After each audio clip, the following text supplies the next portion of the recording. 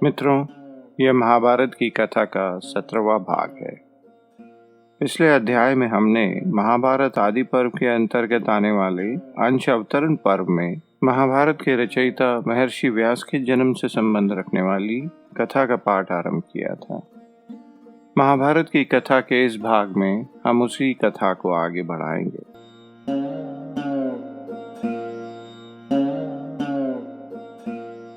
Shane पक्षी अर्थात बाज वेग का आश्रय लेकर राजा का वीर लिए उड़ा चला जा रहा था।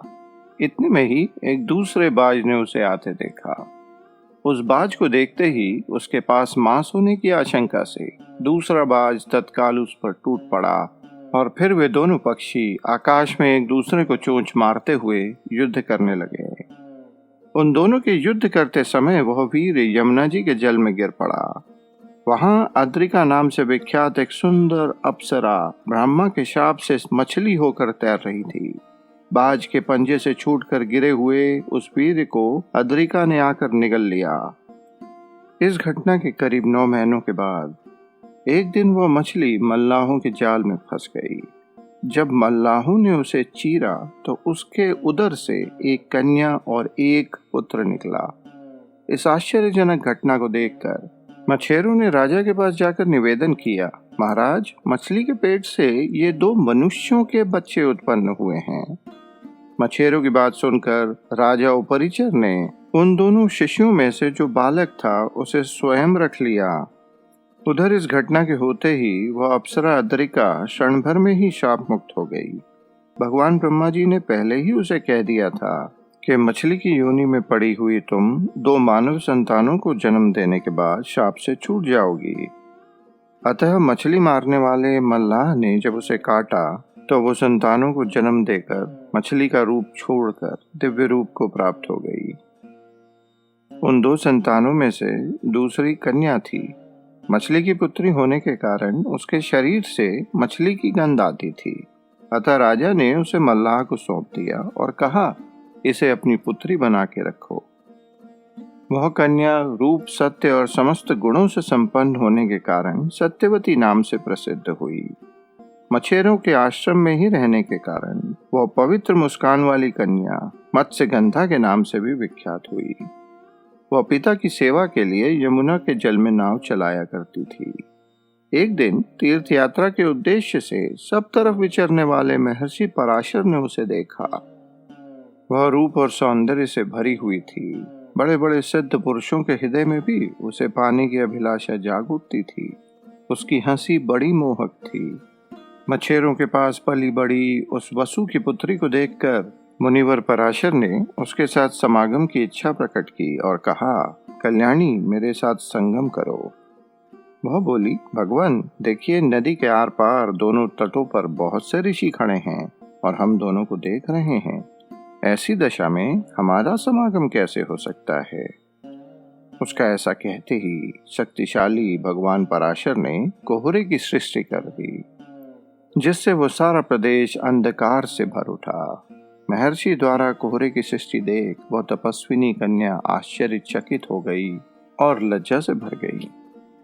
सत्यवती ने कहा, भगवान, आपको मालूम होना चाहिए कि मैं सदा अपने पिता के अधीन रहने वाली कुमारी कन्या हूँ।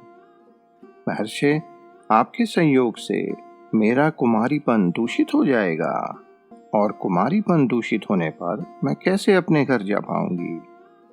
भगवान, अपने कन्यापन के कलंकित हो जाने पर मैं जीवित नहीं रहना चाहूंगी। इस बात पर भली भांति विचार करके जो उचित जान पड़े वह कीजिए। सत्यवती के ऐसा कहने पर मुनिश्रेष्ठ पराशर प्रसन्न होकर बोले, मेरा प्रिय कार्य करके भी तुम कन्या ही रहोगी। तुम जो चाहो वह वर मुझसे मांग लो। आज से पहले भी किसी ने मेरी बात ना मानी हो, ऐसा नहीं हुआ है। महर्षि के ऐसा कहने पर सत्यवती ने अपने शरीर से उत्तम सुगंध आने का वरदान मांगा। महर्षि पराशर ने उसे वह मनोवांछित वर दे दिया। उसके शरीर से उत्तम गंध फैलने लगी और उसी कारणवश उसका गंधवती नाम विख्यात हो गया। पृथ्वी पर 1 योजन दूर के मनुष्य भी उसकी दिव्य सुगंध का अनुभव करते थे। इसी कारण उसका दूसरा नाम योजन गंधा हो गया।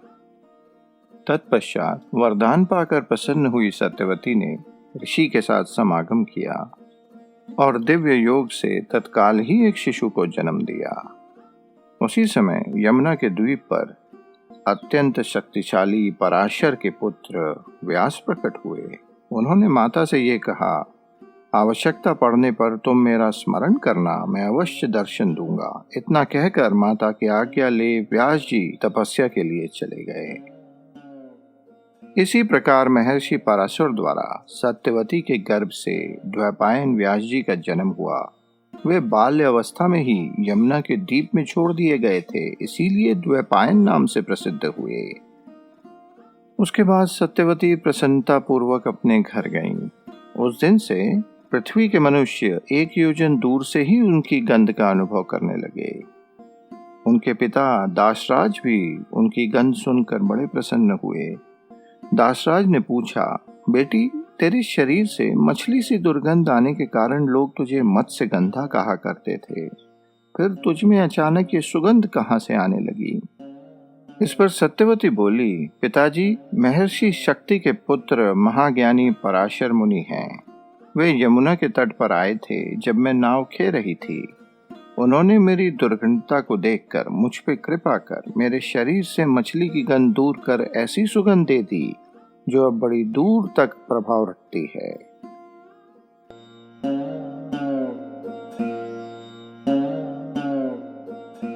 वहीं आगे चल के विद्वान द्वैपायन ने देखा कि प्रत्येक युग में धर्म का एक एक पांव टूटता चला जा रहा है। मनुष्यों की आयु और शक्ति कम होती चली जा रही है और युग की ऐसी दुर्व्यवस्था हो चली है। यही सब देखकर उन्होंने वेदों का विस्तार किया, इसीलिए उनका नाम वेद व्यास हुआ। व्यास जी ने चारों वेदों और महाभारत का अध्ययन सुमंतु, जैमिनी, पैल और अपने पुत्र शुकदेव तथा वैशंपायन अर्थात मुझे कराया। राजा शांतनु के अंश से और गंगा जी के गर्भ से भीष्म की उत्पत्ति हुई। वे महान पराक्रमी तथा यशस्वी थे। एक समय की बात है, ब्रह्म ऋषि अणि मांडव्य चोर न होते हुए भी चोर होने के संदेह मात्र से शूली पर चढ़ा दिए गए। परलोक पर जाने पर उन महर्षि ने पहले धर्म को बुलाया और कहा, धर्मराज, जब मैं बालक था मैंने भोलेपन के कारण सीख से एक चिड़िया के बच्चे को छेद दिया था। बस वही एक पाप मुझे याद आता है।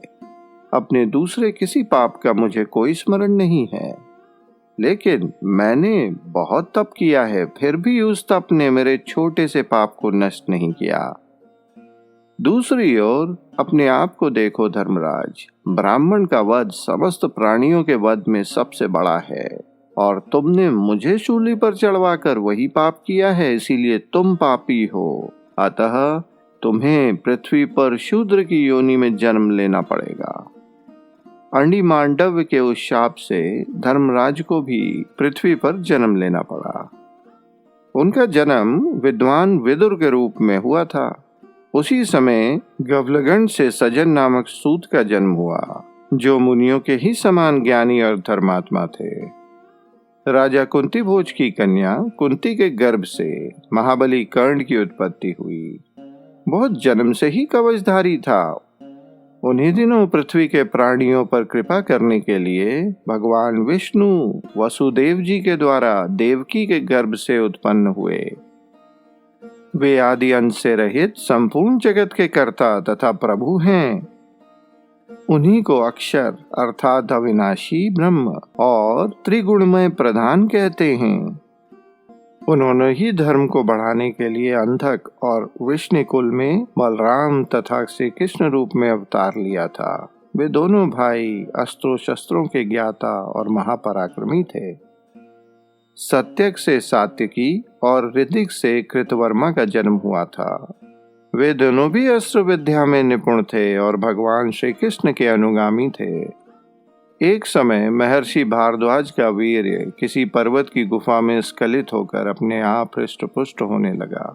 उसी से द्रोण का जन्म हुआ। किसी समय गौतम गोत्रीय शरद्वान का वीर्य सरकंडे के समूह पर गिरा और 2 भागों में बट गया। उसी से एक कन्या और एक पुत्र का जन्म हुआ। कन्या का नाम कृपि था, जिसने आगे चल के अश्वत्थामा को जन्म दिया। पुत्र महाबली कृप के नाम से विख्यात हुआ। इसके पश्चात द्रोणाचार्य से महाबली अश्वत्थामा का जन्म हुआ और यज्ञ का अनुष्ठान होते समय प्रज्वलित अग्नि से धृष्टद्युम्न पैदा हुए। वे साक्षात अग्निदेव के समान तपस्वी थे। वीर धृष्टद्युम्न द्रोणाचार्य का विनाश करने के लिए धनुष लेकर ही पैदा हुए थे। उस यज्ञ की वेदी से तेजस्विनी द्रौपदी भी उत्पन्न हुई, जो बड़ी रूपवती थी। प्रहलाद का शिष्य नग्नजित राजा सुबल के रूप में प्रकट हुआ। देवताओं के क्रोध के कारण उनके पुत्र शकुनी को धर्म का नाश करने वाला माना गया। गांधार राज्य सुबल का पुत्र शकुनी और सौबल नाम से विख्यात हुआ तथा उनकी पुत्री गांधारी दुर्योधन की माता बनी। ये दोनों भाई बहन अर्थशास्त्र के ज्ञान में अत्यंत निपुण थे।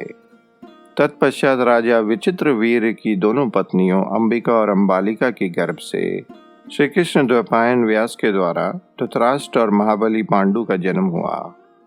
श्री कृष्ण द्वैपायन व्यास के द्वारा ही विदुर जी का भी जन्म हुआ था। वे धर्म के ज्ञाता, अर्थ के ज्ञान में निपुण, बड़े बुद्धिमान और निष्पाप थे। पांडु से 2 स्त्रियों के द्वारा पृथक पृथक 5 पुत्र उत्पन्न हुए, जो सब के सब देवताओं के समान थे। उन सब में सबसे बड़े युधिष्ठिर थे।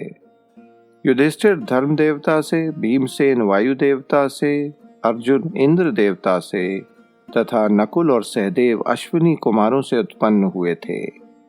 नकुल और सहदेव जुड़वा पैदा हुए थे। वे सदा गुरुजनों की सेवा में लगे रहते थे। और राजा धृतराष्ट्र के दुर्योधन इत्यादि मिलाकर 100 पुत्र हुए। इनके अतिरिक्त युयुत्सु भी उन्हीं का पुत्र था और वैश्य जातीय माता से उत्पन्न होने के कारण कर्ण कहलाता था। धृतराष्ट्र के पुत्रों में दुर्योधन, दुशासन, दुस्सह, दुर्मर्शन, विकीर्ण, चित्रसेन, विविंशति, जय, सत्यव्रत, पुरुमित्र तथा वैश्य पुत्र युयुत्सु ये 11 महारथी थे। अर्जुन द्वारा सुभद्रा के गर्भ से अभिमन्यु का जन्म हुआ। वह महात्मा पांडु का पौत्र और श्री कृष्ण का भांजा था। पांडवों द्वारा द्रौपदी के गर्भ से 5 पुत्र उत्पन्न हुए। वे बड़े ही सुंदर और शास्त्रों में निपुण थे। युधिष्ठिर से प्रतिविंध्य, भीमसेन से सुतसोम, अर्जुन से श्रुतकीर्ति, नकुल से शतानीक तथा सहदेव से शुतसेन का जन्म हुआ था। भीमसेन के द्वारा हिडिंबा से वन में घटोत्कच नामक पुत्र उत्पन्न हुआ था। राजा द्रुपद को शिखंडी नाम की एक कन्या हुई, जो आगे चलकर पुत्र रूप में बदल गई। स्थूनाकर्ण नामक यक्ष ने उसका प्रिय करने की इच्छा से उसे पुरुष बना दिया था। कौरवों के उस महासमर में युद्ध करने के लिए राजाओं के कई लाख योद्धा आए थे। 10,000 वर्षों तक गिनती की जाए तो भी उन असंख्य योद्धाओं के नाम नहीं बताए जा सकते। यहाँ मुख्य मुख्य राजाओं के नाम बताए गए हैं, जिनसे इस महाभारत कथा का विस्तार हुआ है।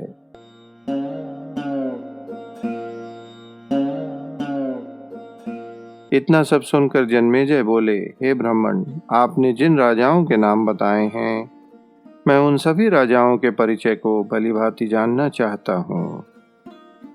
वे सभी महारथी इस पृथ्वी पर जिस उद्देश्य की सिद्धि के लिए उत्पन्न हुए थे, उसका वर्णन कीजिए। वैशंपायन ने कहा, मैंने ऐसा सुना है कि यह देवताओं का रहस्य है। ब्रह्मा जी को नमस्कार करके आज उसी रहस्य को तुम सभी को सुनाता हूँ। पूर्व काल में परशुराम ने 21 बार पृथ्वी को क्षत्रिय रहित करके उत्तम पर्वत महेंद्र पर तपस्या की थी। उस समय जब पृथ्वी पर क्षत्रिय नहीं बचे, तब क्षत्रिय नारियों ने पुत्र की अभिलाषा से ब्राह्मणों की शरण ली थी। वे व्रतधारी ब्राह्मण केवल ऋतुकाल में ही उन क्षत्रिय नारियों से मिलते थे, अर्थात वे ब्राह्मण उन क्षत्रिय नारियों की पुत्र प्राप्ति की अभिलाषा को पूरी करने के लिए ही उनसे मिलते थे। ब्राह्मण उन क्षत्रिय नारियों के सौंदर्य की तरफ आकर्षित होकर या उनसे प्रेम करने के लिए उनसे कभी नहीं मिलते थे। उस समय उन हजारों क्षत्राणियों ने ब्राह्मणों से गर्भ धारण किया और अपने कुल की वृद्धि के लिए बलशाली क्षत्रिय कुमारों और कुमारियों को जन्म दिया। इस प्रकार तपस्वी ब्राह्मणों के द्वारा क्षत्राणियों के गर्भ से धर्म पूर्वक क्षत्रिय संतान की उत्पत्ति हुई और वृद्धि हुई। वे सभी संतानें दीर्घायु होती थी। इसके बाद जगत में पुनः ब्राह्मण प्रधान चारों वर्ण स्थापित हुए। उस समय सभी लोग ऋतुकाल में ही पत्नी के साथ समागम करते थे। किसी कामनावश या बिना ऋतुकाल के नहीं करते थे। इस प्रकार पशु पक्षी की योनि में पैदा हुए जीव भी ऋतुकाल में ही संयोग किया करते थे। उस काल के लोग धर्म का पूरी तरह पालन करते और 100 वर्षों तक जीवित रहते थे। उस समय की प्रजा धर्म और व्रत के पालन में लगी रहती थी, अतः सभी लोग रोगों तथा मानसिक चिंताओं से मुक्त रहते थे। उसके पश्चात धीरे धीरे समुद्र से घिरी हुई पर्वत, वन और नगरों सहित इस संपूर्ण पृथ्वी पर पुनः क्षत्रिय जाति का अधिकार हो गया। जब पुनः क्षत्रिय शासक धर्म पूर्वक इस पृथ्वी का पालन करने लगे, तब ब्राह्मण आदि वर्णों को बड़ी प्रसन्नता हुई। हे राजन, उन दिनों कोई भी बालक अवस्था में नहीं मरता था। कोई भी पुरुष युवा अवस्था को प्राप्त किए बिना स्त्री से सुख अनुभव नहीं करता था। ऐसी अवस्था हो जाने पर यह सारी पृथ्वी दीर्घ काल तक जीवित रहने वाले लोगों से भर गई। क्षत्रिय लोग बहुत सी दक्षिणा बड़े बड़े यज्ञों के द्वारा देते थे। ब्राह्मण उपनिषद सहित संपूर्ण वेदों का अध्ययन करते थे। उस समय ब्राह्मण अपने ज्ञान को बेचते नहीं थे। वैश्यगण दूसरे पुरुषों से खेती कराते थे, लेकिन कभी उनके कंधों का उपयोग बोझा ढोने के लिए नहीं करते थे। वे दुर्बल अंग वाले निकम्मे पुरुषों को भी दाना और घास देकर उनके जीवन की रक्षा करते थे। जब तक बछड़े अपनी माँ गाय का दूध पीते, घास नहीं चरते, तब तक मनुष्य उन गायों का दूध नहीं धोते थे। व्यापारी लोग बेचने वाली वस्तुओं का झूठे मापतौल के द्वारा बिक्री नहीं करते थे। इस प्रकार सभी वर्णों के लोग अपने अपने कर्म के पालन में लगे रहते थे और कहीं भी धर्म का विनाश नहीं हो रहा था। गाय और स्त्रियां भी ठीक समय पर संतान उत्पन्न करती थी। ऋतु आने पर वृक्षों में फल और फूल लगते थे। इस तरह सब ओर सतयुग छा रहा था। सारी पृथ्वी नाना प्रकार के प्राणियों से भरी पूरी रहती थी। हे भरत श्रेष्ठ, इस प्रकार जब संपूर्ण मानव जगत बहुत प्रसन्न था, असुर लोग राजपत्नियों के गर्भ से जन्म लेने लगे।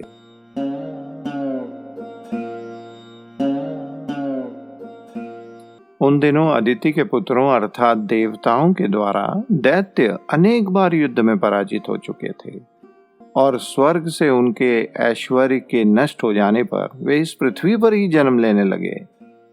यहीं रहकर देवत्व प्राप्त करने की इच्छा से वे असुर इस धरती पर मनुष्यों तथा भिन्न भिन्न प्राणियों की योनि में जन्म लेने लगे। गौ, घोड़ों, गधों, ऊंटों, भैंसों, कच्चा मांस खाने वाले पशुओं, हाथियों और हिरणों की योनि में भी असुरों ने जन्म लिया और अभी तक वे जन्म धारण करते जा रहे हैं।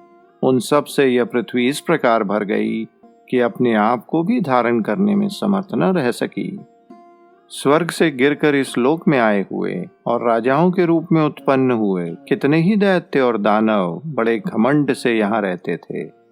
वे पराक्रमी तो थे ही, साथ ही साथ अहंकारी भी थे। अनेक प्रकार के रूप धारण कर वे अपने शत्रुओं को मात देते थे और पूरी पृथ्वी पर निर्भय होके घूमा करते थे। हे राजन, वे असुर लाखों की संख्या में उत्पन्न हुए थे और सभी प्राणियों को डराते धमकाते और उनसे लड़ाई करते हुए इस भूलोक पर सबोर घूमते रहते थे। वे वेद और ब्राह्मण के विरोधी थे। पराक्रम के नशे में चूर और अहंकार के बल से मतवाले होकर महर्षियों का भी अनादर करते थे। इस प्रकार जब ये महादैत्य इस पृथ्वी को पीड़ा देने लगे, तब यह ब्रह्मा जी के शरण में चली गई। पृथ्वी ने अपना सारा दुख ब्रह्मा जी को कह सुनाया। तब ब्रह्मा जी बोले, हे वसुंधरे, तुम जिस उद्देश्य से मेरे पास आई हो, उसकी सिद्धि के लिए मैं सभी देवताओं को नियुक्त कर रहा हूँ। इसके बाद देवताओं को बुलाकर ब्रह्मा जी बोले, तुम इस पृथ्वी का भार उतारने के लिए अपने अपने अंश से पृथ्वी के विभिन्न भागों में अलग अलग जन्म ग्रहण करो। वहां असुरों से विरोध करके हमें अपने उद्देश्य की सिद्धि करनी होगी। इसी प्रकार भगवान ब्रह्मा ने सभी गंधर्वों और अप्सराओं को भी बुलाकर यही वचन कहे। सभी देवताओं, गंधर्वों और अप्सराओं ने ब्रह्मा जी का आदेश मान अपने अपने अंशों से भूलोक में सबोर जाने का निश्चय किया। उस समय इंद्र ने भगवान पुरुषोत्तम विष्णु के पास जाकर कहा, हे प्रभु, आप पृथ्वी का भार हरण करने के लिए अपने अंश से भी अवतार ग्रहण करें। तब भगवान विष्णु ने तथास्तु कहकर उनकी प्रार्थना स्वीकार कर ली। मित्रों, इस प्रकार श्री महाभारत आदि पर्व के अंतर्गत अंशावतरण पर्व में 64वां अध्याय पूरा होता है। इसके आगे की कथा हम अगले भाग में कहेंगे।